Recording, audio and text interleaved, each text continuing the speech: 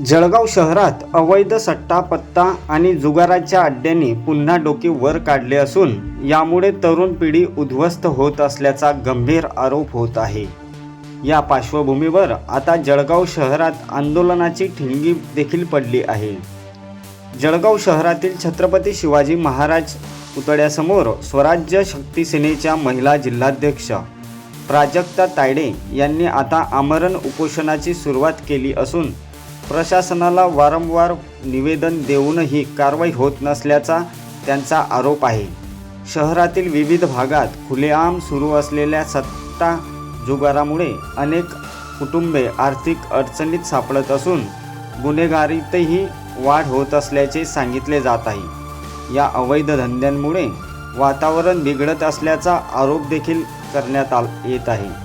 आता या आंदोलनानंतर पोलीस प्रशासन काय पावले उचलते याकडे सर्वांचे लक्ष लागले आहे।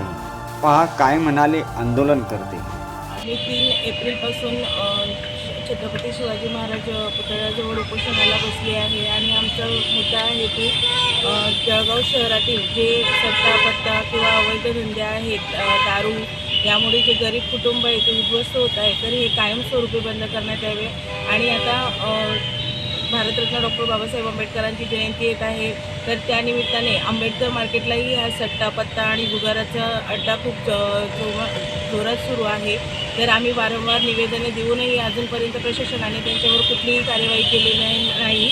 आज मला उपोषणाला 4था दिवस आहे, पण 4था दिवस निघूनही प्रशासनाने आतापर्यंत कुठलीही हालचाल केलेली नाही आहे। तर या सर्वांना जबाबदार प्रशासनच आहे असं मला आतापर्यंत तरी वाटतंय।